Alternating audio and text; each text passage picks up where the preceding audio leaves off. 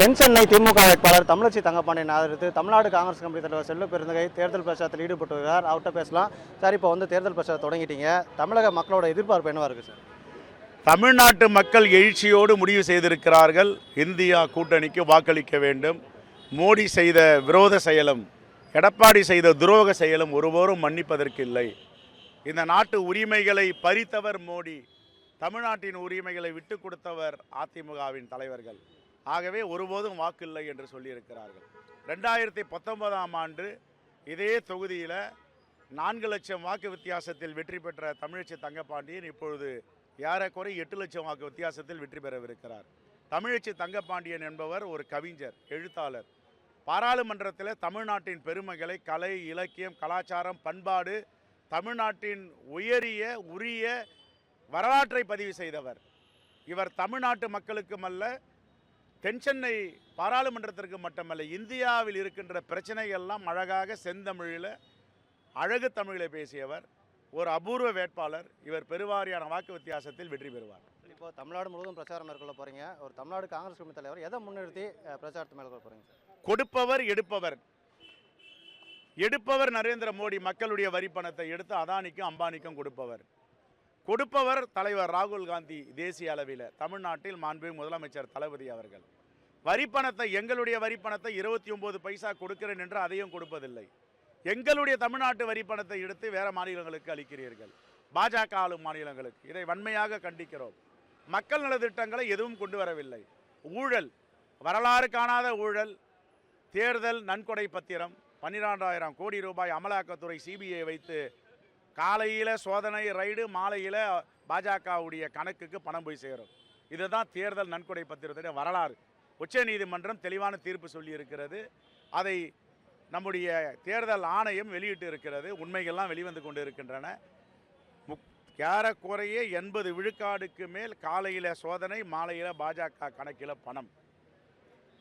7,50,000 கோடி ஊழல் என்று சிஏஜி அறிக்கை கொடுத்திருக்கிறது. இதையெல்லாம் மோடி அவர்கள் வாய் திறந்து பேச வேண்டும். தமிழ்நாட்டுக்கு வரும்போது மோடிக்கு வாய் திறக்க முடியவில்லை என்றால் அண்ணாமலையாவது வாய் திறந்து இதற்கெல்லாம் பதில் சொல்ல வேண்டும். விலைவாசி உயர்வு, சொன்ன வாக்குறுதி ஒன்றும் நிறைவேற்றவில்லை. மாண்புமிகு முதலமைச்சர் தளபதி அவர்கள் சொன்ன வாக்குறுதியை 2 ஆண்டுகளில் நிறைவேற்றியிருக்கிறார். 80 விழுக்காடுக்கு மேல். சொல்லாத வாக்குறுதி இன்னுயிர் காப்போம் 48, எண்ணும் எழுத்தும், இல்லம் தேடும் கல்வி, மக்களை தேடி மருத்துவம், உங்கள் தொகுதியில் முதலமைச்சர், காலை உணவு திட்டம், நான் முதல்வன், புதுமை பெண், இப்படி பல திட்டங்களை சொல்லாததையும் செய்திருக்கிறார். இதுதான் தமிழ்நாட்டுடைய அரசு வெற்றிகரமாக இந்தியாவிற்கு முன்மாதிரியாக செயல்பட்டு கொண்டிருக்கிறது. இப்போ இந்த பெட்ரோல் டீசல் விலை குறைப்பு, அதுக்கப்புறம் கேஸ் விலை குறைப்பு, இதெல்லாம் தேர்தலுக்காக குறைச்சிருக்காங்கன்னு சொல்லி எதிர்க்கட்சிகள் குற்றச்சாட்டு முன் வச்சு வரீங்க. எந்த அளவுக்கு இது ஓட்டுக்கெல்லாம் மாறும்னு நினைக்கிறீங்க? இல்லையே, 2014 தேர்தலில் ஏப்ரல் 7ஆம் தேதி திருச்சியில் மோடி என்ன பேசினார்?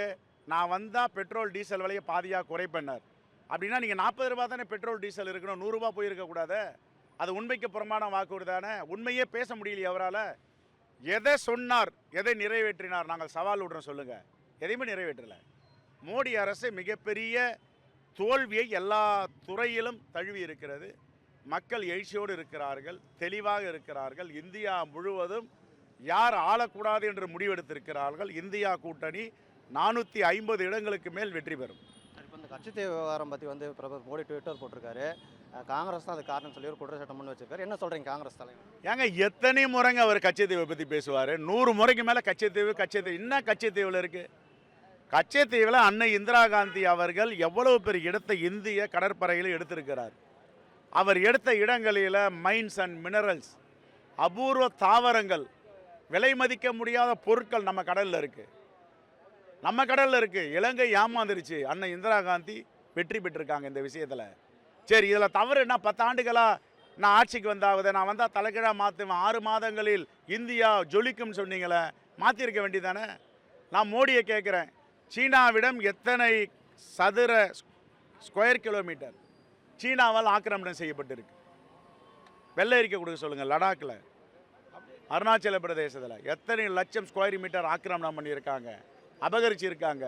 இதை பற்றி பேசுவதற்கு துப்பில்லை. ஐநா சபை கண்டிக்கிறது, உச்சநீதிமன்றம் கண்டிக்கிறது. இதற்கெல்லாம் பதில் சொல்லுங்கள். அன்னை இந்திரா காந்தி என்பவர் இந்த தேசத்தை தலைநிமிர செய்தவர். இரும்பு பெண்மணி என்று உலக நாடுகளால் பாராட்டு பெற்றவர். அவரை போய் பேசுவதற்கு நரேந்திர மோடிக்கு எந்த தகுதியும் எந்த அருகதையும் கிடையாது.